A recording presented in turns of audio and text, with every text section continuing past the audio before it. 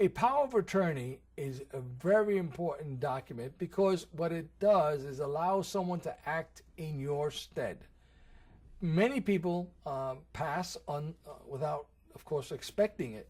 And when you pass and you're going to death and you don't expect it, things are going to be left in the air. Who's going to go to the bank account? Who's going to the bank to take your money out? Who's going to sell the property that's in your name?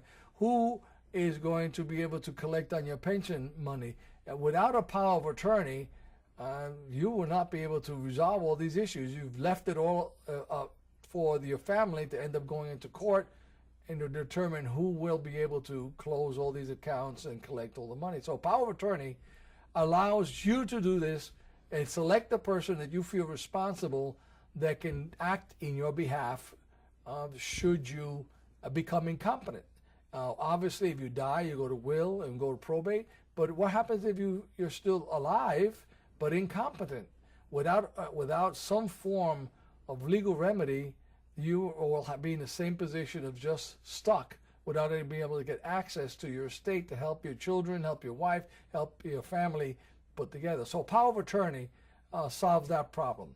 And then powers of attorney, different types. There are durable powers of attorney. There are power of attorneys that expire after a period of time.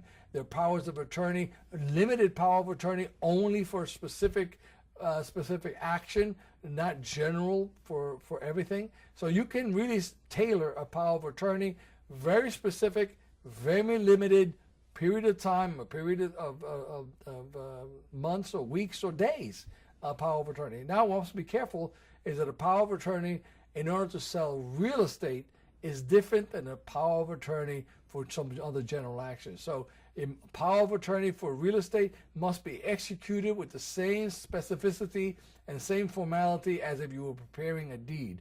That is, you have to have witnesses, it must be notarized, and must be very specific.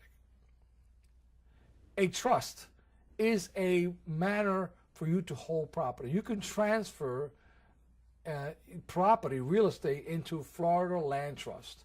People do this in order to have it without incurring taxes at the end of your death because it's not part of your estate once you transfer real estate into a land trust.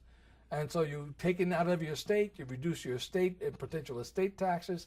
You also, liability, you protect it from liability because you literally are no longer the owner. The owner of the property is the land trust.